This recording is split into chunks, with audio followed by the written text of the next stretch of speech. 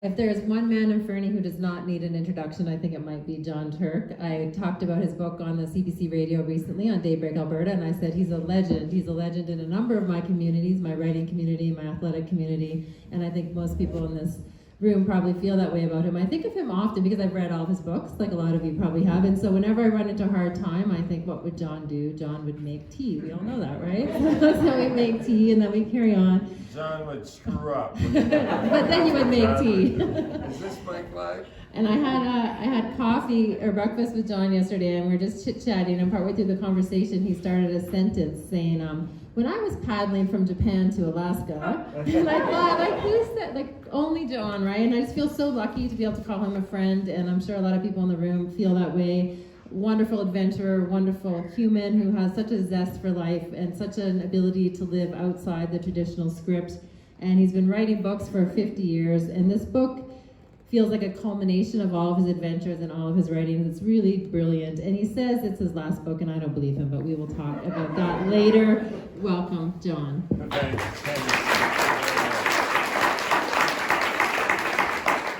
So explain to us, you're 71 years old, and a lady calls you up, when you wrote the book, a lady calls you up, and she says, hey, Jon, do you want to come track lions in Africa? So, I have two questions about that. Yeah. First of all, why on earth would she ask no offense, because you say that yourself that this in the book, why ask a 71-year-old white-haired man to come track lions in Africa? Why did she say, hey, Jon Turk is the guy for this? Well, I asked that same question myself. Why didn't she was supposed to do a lion study, why doesn't she hire a graduate student, a young person? Yeah, I don't know. We had met earlier.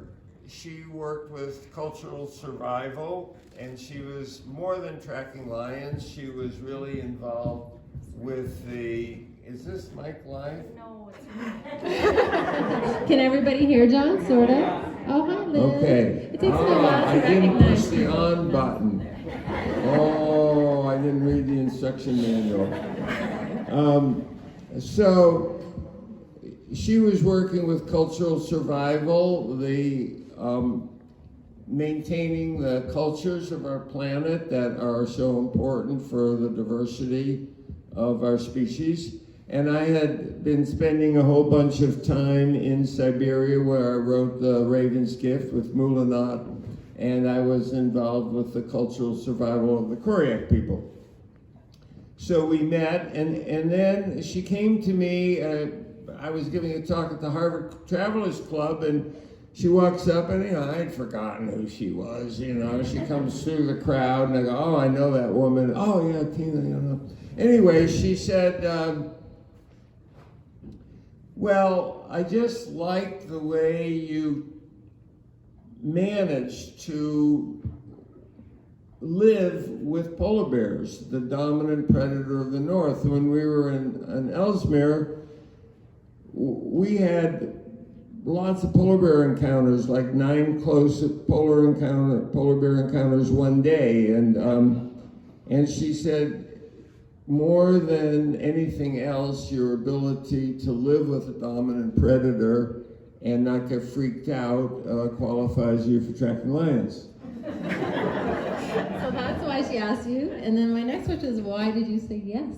Did you think about it? You'd be like, maybe not. Maybe this is not something I need to go do, or were you right away in with both feet? A good question. They say that your cerebral cortex matures when you're about 20, and that's why they bring 18-year-old guys to war, and after 20, 25, you're no longer good as a soldier. Well, my cerebral cortex is a little late on the upstart. And all the reasoning told me this was a really dumb idea. And then I said yes, but I'll think about it. And then I went home that night, or I was on the road, I went to wherever I was, and I started Googling around and trying to figure out who she was and what was going on, and I came up with this big 0, and like there was something fishy with this story. but I still said yes. Because of that part of your brain? Is that what we decided? Bad brain, defect. You also say in the book that you never like to close the door on opportunity, and this felt like an opportunity that had been handed to you, and partly it was the appeal of going to Kenya. Do you want to talk about why you were so interested in going to Kenya? Yeah, partly was the cultural thing. I had spent 5 years, off and on, not 5 continuous years, in Siberia, in this one village, Vervenko, with this woman, Mulana, shaman, and with the other people. And their viewpoint of the world, their way of looking at the world, their relationship to the planet, to themselves, to their community, transformed me. It changed my life forever in an incredibly positive way. And now I had an opportunity, and I knew at the time that whoever knows, it might work, it might not, but I wasn't going to say no. I wanted that spirit of people closer to the Stone Age than we are. I wanted to feel that spirit. I've read all of your books, like a lot of people in the room, and I've loved them all. I felt like this book was different in the way that your voice was on the page. I felt like you were there talking to me. The energy of the voice, it felt like the most Jon to me. It felt like the most authentic, the most energetic. I could hear you, I could see you while I was reading. And it also felt like it brought together so many parts of your personalities, the adventurer, the athlete, the spiritual guy, the scientist, all of them threaded together. Did it feel different writing this book to you than it felt than the other ones felt? Well, first of all, Angie, thank you so much for that compliment. That warms my heart. I started writing this book as an idea book, not as an adventure narrative. I said I was going to grow up and become a real journalist finally in my life. And the book was called Mythologies We Love and Kill For. And it looked into the anthropology of humanity, at how storytelling, myth-telling evolved, and then how it got tweaked into evil. And I thought this was a really important concept and worthy of a book, and I would write the book and not be an adventure storyteller. I would grow up. So I worked on that for 2 years, and I got a whole bunch of rejections, and then I started looking at it, and I went, this is flat. This is flat. And then I went, whoa. Hey, wait, let us picture this. Are you at your computer desk when you're going whoa, or where are you? How would I visualize it? Just at the library, in the ski hill, on a chairlift? I don't know. Well, I had 2 years of rejections, you see, and part of it was, yay, whoopee ding, now I can go skiing more, I don't have to write this dumb book. And then all of a sudden it was like the story, the characters in Samburu tell the story, because the story is mythologies we love and kill for. So I was involved in Africa, in this closeness, this tribal closeness, this beauty of the strength that's greater. You have to be stronger than you are. And what is it that makes you stronger than you are? And so I went through all of this, and then all of a sudden, the flip side of the coin, there were guys out there with guns, you see, who wanted to kill me, who shoot me, kidnap me, cut off my head, post a video of it up on Facebook.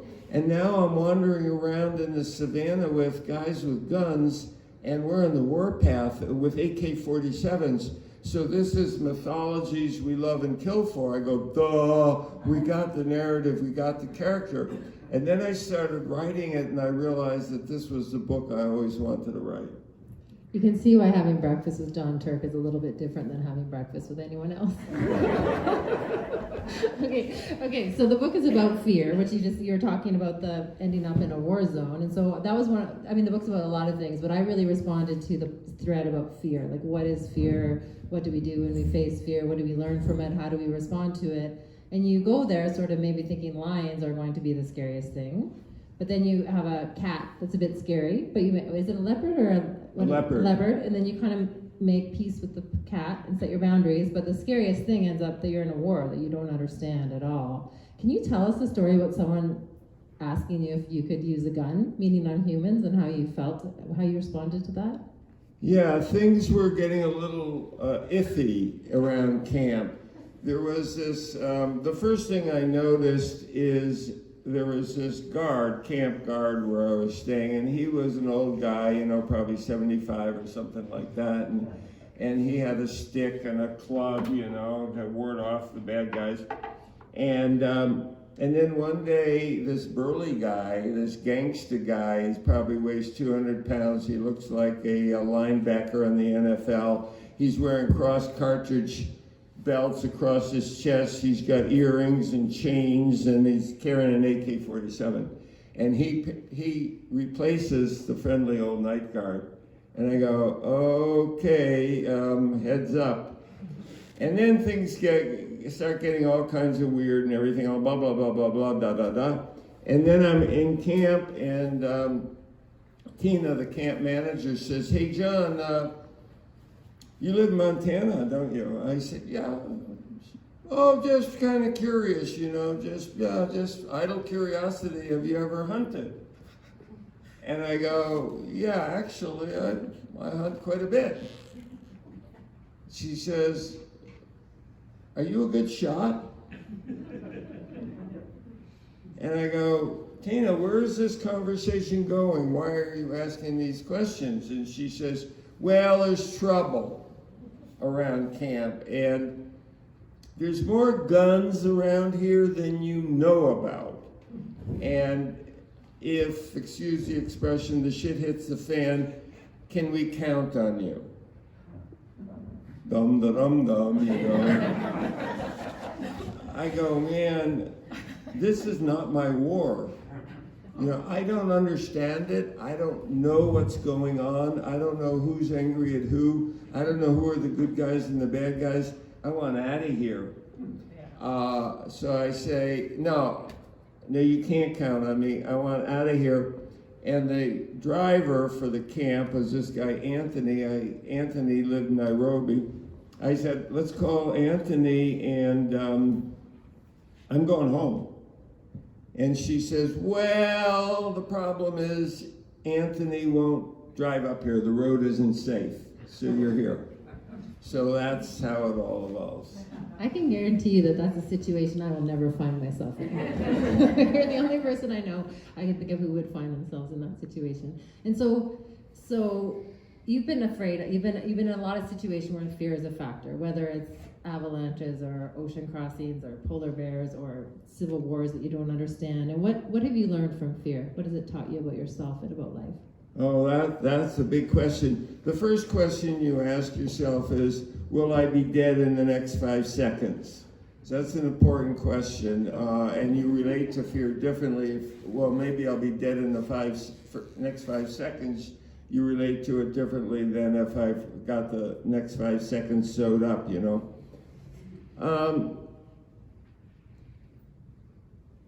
Fear is useful. Fear is a handy thing. You're in a bad situation and you want your body to know you're in a bad situation. But at the same time, fear can be your enemy, because fear can kick in at a time when it's useless. It's a distraction. So I give this example. You're rock climbing, okay? And you're on a lead, you're a dicey lead, and you're a little bit too far above your last piece. You're kind of hanging it out there, and you've got a hard move coming up. So your fear kicks in, and you go, whoa, this is a scary move. I'm strung out a little bit. I'm way above my last piece of pro. And then your fear tells you this is a dangerous situation. And then you decide, I'm going to do it. I'm going to make the move. I'm going to go for it. Then the fear is no longer handy, because now the fear is a distraction. You've got to be 100% action. And then you have to shut the fear off. So you have to be in control of your fear. And the worst thing about fear, Robert Sapolsky, a Stanford neurobiologist, wrote a book called Why Zebras Don't Get Ulcers. And he says that zebras live in the savannah, and there are lions in the savannah, and lions eat zebras, right? So if a zebra sees a lion in the bushes, the zebra gets afraid. Good. This is good. This is handy. Fear. Lion will eat me, run away. And then the zebra runs away.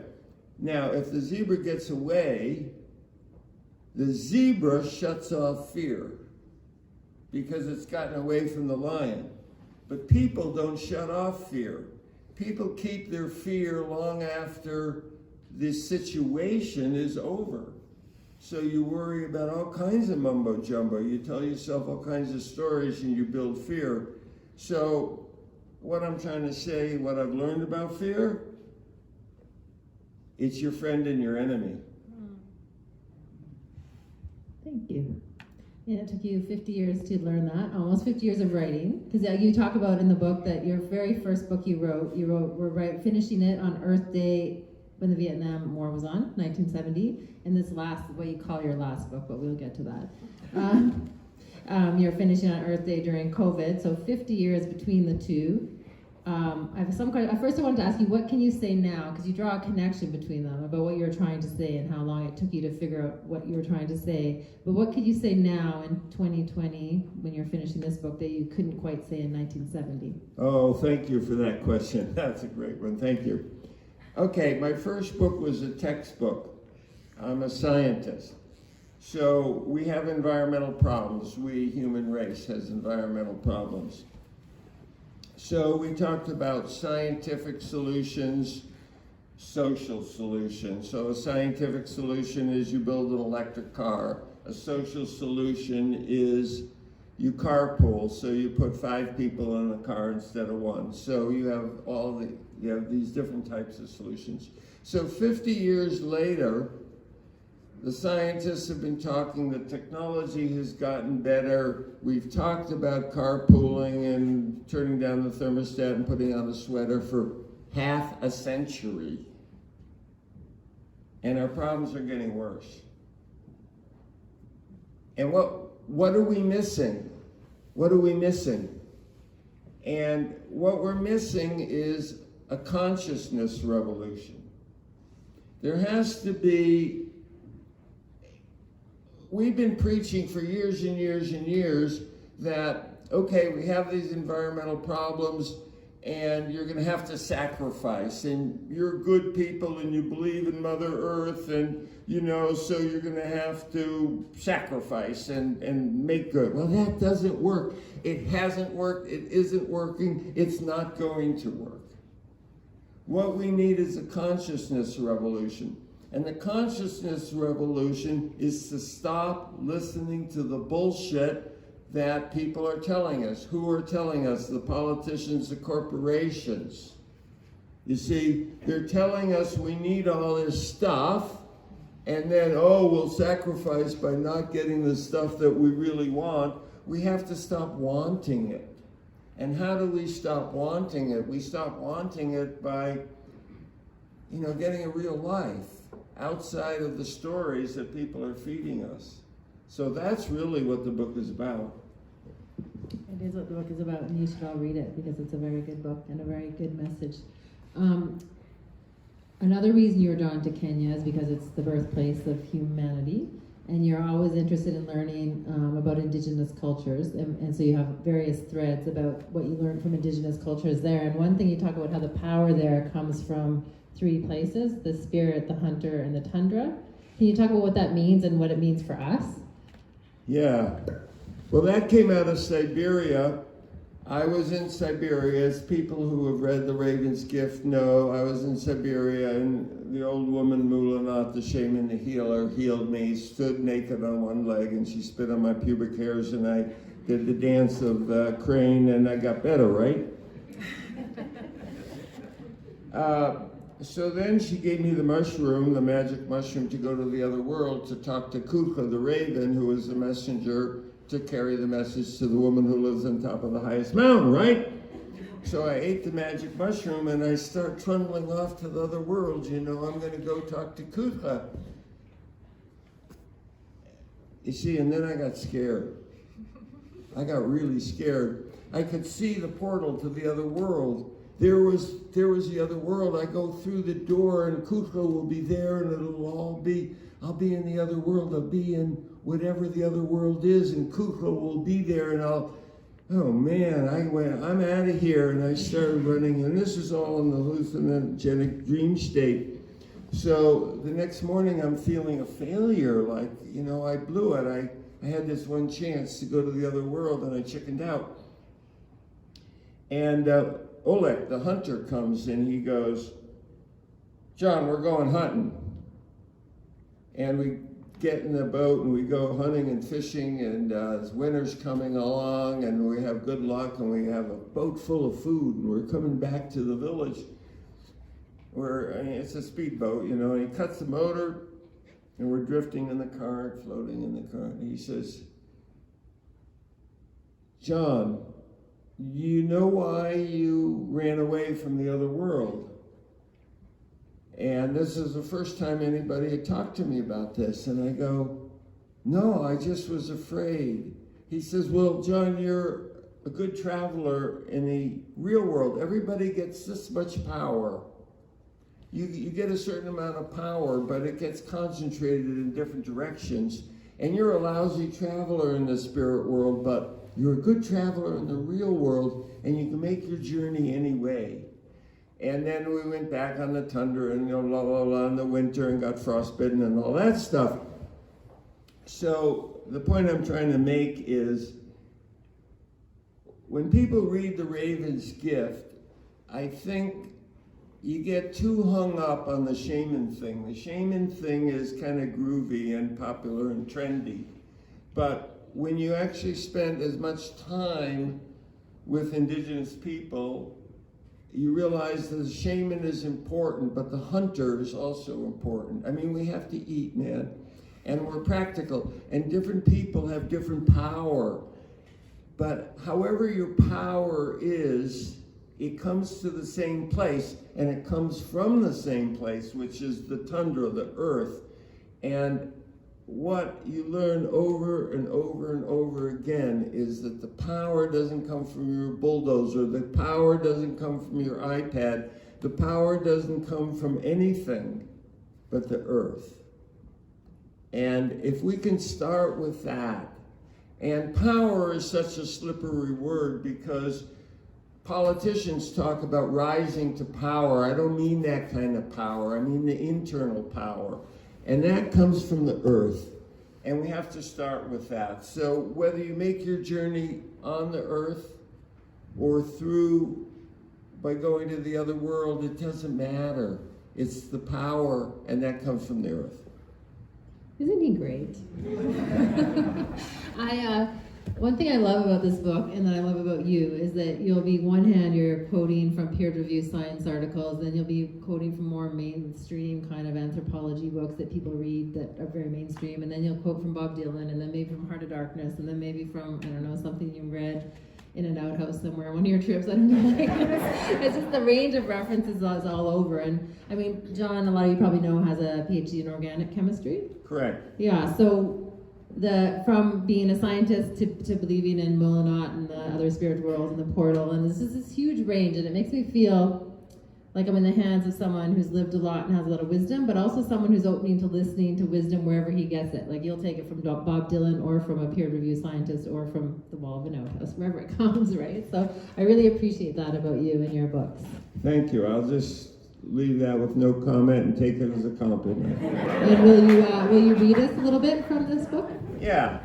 Yeah, that'd be great. I'll read a short section here. I got the wrong glasses on. I can't see anything with that. So, I go out tell there. us about your stick first. I forgot to What's ask you. that? Tell us about your prop. I'm going to Oh, tell you're you going to. about my Okay. problem. Sorry. Oh, yeah. So, I'm asked to go, this lion kills a cow, you see? And I'm asked to go track the lion, and so we're getting ready to go track the lion, and I'm expecting somebody to hand me a rifle, right? Just in case things go south. And they hand me this. This isn't a prop, this is the real thing. It's a rungu. And they tell me, if the lion charges out of the bushes, then you've got your rungu. You can stop the charging lion. And then the young warrior says to me, he says, you're a white man. You probably don't know how to kill a charging lion with the rungu. I said, yeah, and I never learned that. My mother never told me that. We didn't learn that in kindergarten. And they give me a lesson on killing a charging lion and a rungu. With a rungu, you'll read the book, you'll hear it. So now we're off. We're on tracks of a lion. We're close. It just killed a warthog. The warthog is still warm. We are close to this lion. Now I'm really pissed off that we don't have a gun. What is this ragtag operation anyway? Of course, everyone knows that there's a lion in the bushes. That's why we're here, right? I think back to that coffee meeting with Tina back in the United States, the smells and tastes of fine food and drink, the climate-controlled environment, and above all, the safety. How did that meeting, in such a benign and controlled environment, lead to my present predicament? Suddenly, in a flash of emotion, I'm genuinely thankful that we are armed only with my Stone Age weaponry. A gun with a sophisticated metallurgy, geometrically straight rifled barrel, carefully machined bolt and firing pin with brass cartridges and deadly lead projectile. This gun would give me the luxury and the permission to relax behind my 21st century facade of dominance over the planet and all its creatures. Without the gun, I need to be, think, feel, and live like an animal. To reach back to our most distant hominid past and embrace the vulnerability of our Paleolithic ancestors. And in reaching back through the coils of DNA, I move through the landscape, experiencing a quality of attention that carries me into a time and mentality that existed even before artists carved the lion-headed man or scratched rocks in the Blombos cave, before even the first rungu. Thank you. We can clap after we. Thank you so much. One of the there are so many different threads of this book. I can't possibly do it justice in an hour conversation, which is why you all need to buy it from Patty at the end and read it and have Jon sign it. But one of the threads that you touched on is the power of storytelling and the importance of storytelling and why it's going to be so important for the future. Do you want to say a little bit about that? Why we need story as we go into this? Great. I was waiting for that question. Thank you. So, in the history of humanity, we are weak. We are slow. We're slower than the lion. We don't have very big teeth or claws. Why did we survive? How did we survive? And the answer is we're not doing a very good job. Human beings, Homo sapiens, were becoming extinct. About 70,000 years ago, there were only 2,000 Homo sapiens left on the planet. We were on our way out. And then the population exploded. This is anthropological fact. So we want to ask the question, what was the spark that gave us the power to survive? And what I learned in 4th grade was that we're a tool-using species, so we invented tools, and the tools gave us this cutting edge, this extra advantage. But that is not what happened. Tools came later. What happened around 70,000 years ago is people started creating art. And art came before not all tools, but sophisticated tools, the bow and arrow, the atlatl, the throwing spear. Art came before sophisticated tools and weaponry. And art gave us the power to survive. That's fact. That's anthropological fact. There's no anthropologist that will disagree with that. So then we have to ask, art, symbolic art, is thinking about things that don't exist, imagining.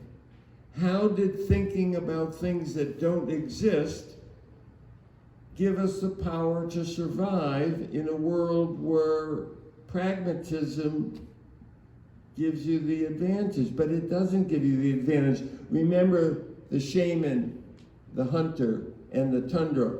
And just as an ant can't survive on its own, humans weren't surviving very well. And when they started imagining things, and when they started creating myth and storytelling, they started binding together. And the power of the tribe, I've got your back, you've got my back, we're together, we're innovating together, we're thinking together, we're cooperating, we're stronger than the individual. That's what created the power to survive. So it was storytelling, it was thinking about doing things that don't exist. And then you get into the mumbo jumbo, our strength is our weakness, because the politicians and the religious leaders and the corporations are now using storytelling to turn us against ourselves. Yes. Thank you very much. I have a personal question more now, which I think is fair game because you do write memoirs, so you're in Fair them game. personally. So in this book, every once in a while, you're checking in with Nina. You're finding a way to send a GPS to tell her you're okay, or finding a way to send a GPS to tell her that you need to get out of there, or here's where I am in case things go really wrong, because maybe it's not okay here anymore. What is it like being married to Jon Turk? Like, was she... I'm not married to Jon What would Turk. she say? What would she say? I mean, you go on these adventures and you put yourself in harm's way, and she's at home worried for you. But obviously that's part of the package when you end up married to you. But it's an unusual situation to be in, to have your husband in a war zone in Kenya sending GPSs to say, this is where I am in case I disappear. So you've last heard from me here. Well, now you're going to get me emotional here. I've been fortunate enough to be married to two really extraordinarily wonderful women. 2 out of 4. What? 2 out of 4. Are you married 4 times? 2 out of 4. Good, yeah. It sounded really impressive for a second, but it's only 50%. Bullshit.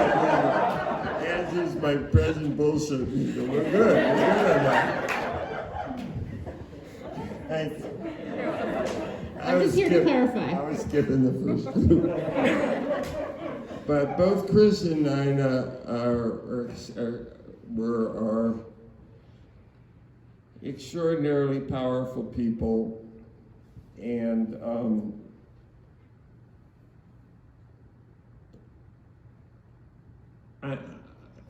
the importance of a marriage is to accept the other person for who they are, and not try to change that person. And at the same time, that person's responsibility is to accept you for who you are. And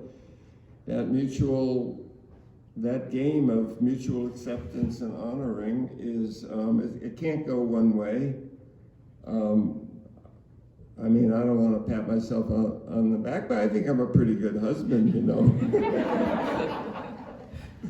So you give each other the space that you need, and if a person is called to have to do something, you have to let them go. Beautiful, thank you. One of the sections I also really liked was you talk about the importance of knowing ourselves and how hard that can be to know ourselves. Knowing ourselves, how to know who we are outside of all the scripts and all the noise and all the false stories. So what did writing this book teach? What did taking this trip and writing this book teach you about yourself that you didn't know before? Ooh, good question. Well, I think what writing this book taught me most of all was just to be honest. And in the first edition, in the first renditions, the first visions that got rejected, I was winging it a little bit, and I was pretending I was somebody that I wasn't. And the editors saw through that, and they went, "No, this isn't real." And after 2 years of rejections, I'd been working on this. When you submit a book proposal, you have to do a 200 or so, 2-paragraph synopsis of what the book is going to be. And that has to capture the editor. If you don't capture the editor in 200 words, you're dead. So I assumed that the book was a failure, and I just went on to my business, riding my bike and skiing and hanging out in the woods. And then one day I sat down and I said, I am just going to be me and say what I want to say and go for it. And I wrote the whole damn thing in a day and sent it off. And that's what I heard, right? When I say hear you on the page more than I ever have. Like, it feels like you on the page. It feels real and alive and vivid. And that's from that.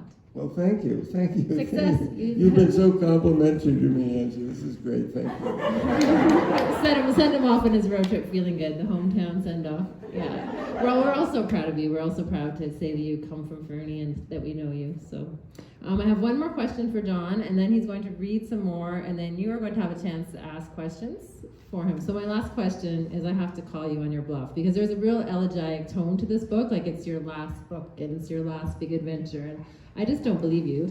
So yeah, you do say it's your last book, and you also say that you're not going on international adventures anymore. You're going to adventure close to home with your friends in your homelands. Is that true? Is this your last book? I think it might be my last international adventure. You skirted the question there, did you? I'm avoiding the question. Yeah, I think so. I don't think I can preach climate responsibility and jump on an airplane and burn as much fuel as a Samburu person will burn in their lifetime just to go visit and to run around in somebody else's terrain. I can't justify that. So that reminds me of another part of the book I didn't even touch on, is how distressed you were when the Samburu people were running into trouble with poverty and weather and things, and how you wanted to do whatever you could to help them. Like, it's not just like you flew in and flew out and never gave them another thought. You were very connected. Well, I love those people. Anybody you've shared a rope with or shared a time on a snowy ridge where you go, well, we could jump in here and it could avalanche or not, we got each other's back. Anytime you share some experiences with people, you bond with them. They become your buddies. One quite a little story is that I'm going off on it. We were on the warpath. I didn't realize that. And before we went, I mean, these guys had guns. Now I was with these young guys, and we were on the warpath. There was bad people out there, and we were looking for them. And before we did that, we free soloed this slab. It was up to 5'8", and it was many pitches. And they were wearing guns and in flip-flops. I at least had some Chinese tennis shoes, and we free soloed this thing, and that was part of the initiation before you went on the warpath. And it was like, I mean, these are my buddies now, you know, we're linked. And so you love these people, and what was the question? Watch me catch him off guard with this question. What's your next book about? Oh, my next book, I got off track. My next book is called Evducia's, I'm not going to write it, but my next book is called Evducia's Knife. And I was given a knife when I was paddling from Japan to Alaska. And this was carried by this young woman, Evducia, who in the late 1800s, early 1900s, walked across Russia, headed to Alaska, got pregnant, never made it to Alaska. They gave us the knife to take to Alaska. So I'm going to write a kind of a historical, I'm not going to write a historical fiction. I told you. I knew it. I can't wait to read your novel. Will you read us a little bit more from your book? Yeah, I'll do one more little section here. I gotta take these glasses off again. So, a lot of bad things happen. And the world, anybody who looks at the world has to see that there's evil going on and trouble and chaos and so on. So, I didn't want to end the book pessimistic. At the same time, I didn't want to hand up some trite, overused solution. You know, if you follow this checklist of 10 things to do will save the world. It's more cosmic than that, or something like that. But personally, I have to be optimistic for myself, my children, my grandchildren. So I write, somewhere in the great sweep of human history, those dark armies of evil learned that they could hijack myth to change the meaning, direction, and concentration of power. These new stories were modeled after the stories of unity sung in the great caves, but the power became something focused on owning, controlling, buying, and killing. Those bastards stole the Power Stone from the people. They hid it in great vaults, locked away deep inside their castles, where the stone cried out in anguish as its magic was subverted to create division, anger, hatred, theft, selfishness, cheating, murder, rape, genocide, war, intolerance, destruction of Mother Earth. And they stole the talking stick as well, so only they could dominate the ring around the campfire, the bully pulpit, and the airways. This is no secret. But we don't have to let the dictators and the Donalds in this world get away with this shit. We can take back the talking stick and the Power Stone.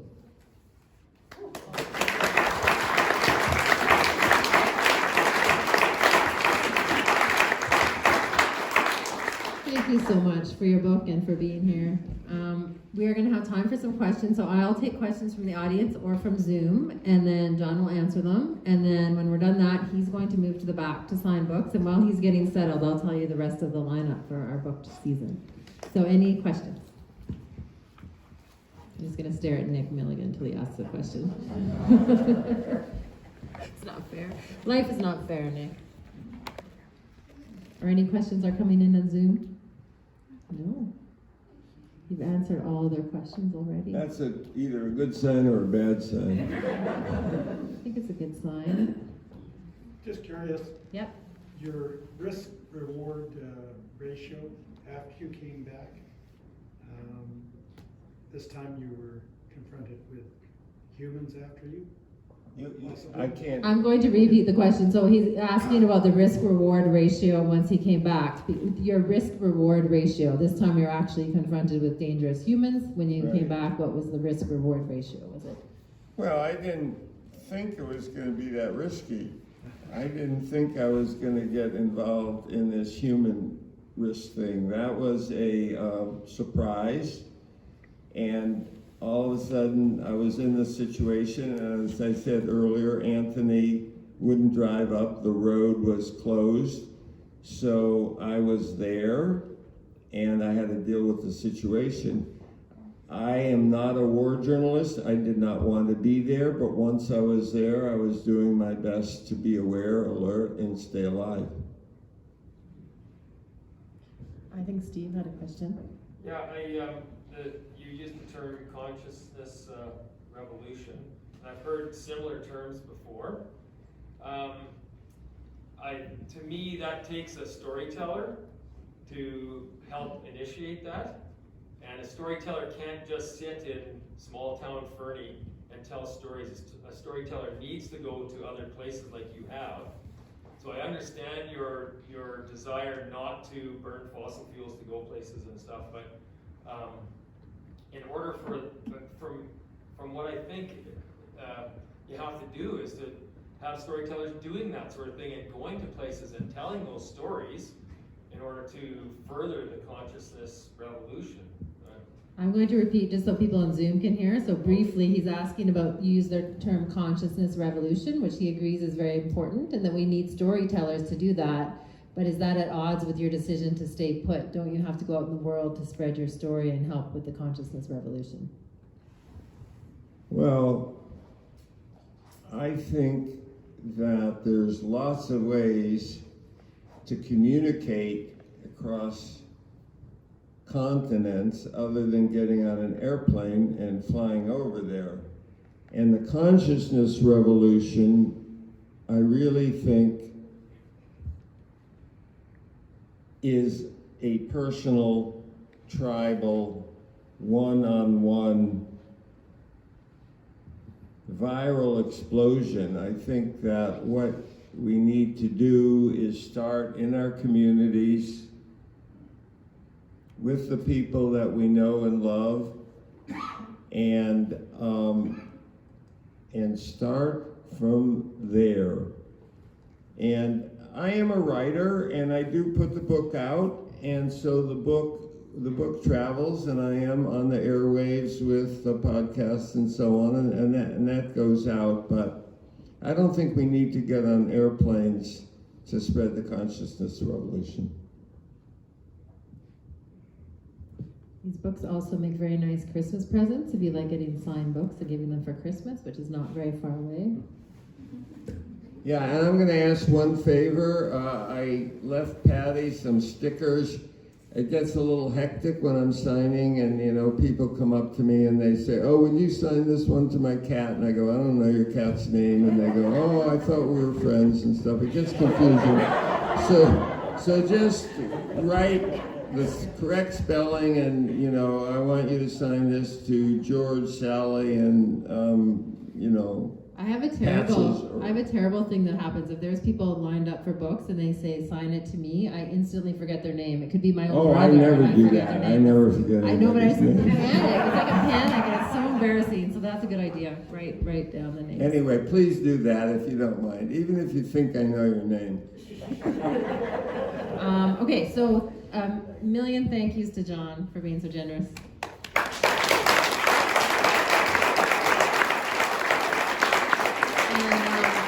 He'll move to the back table where he can sign books. Let me just say one quick thing. I want to thank all of Fernie for the 28 or so wonderful years I've had here, and everybody, and this community, and this family, and this tribe, and this wonderful place to be, and thank you all.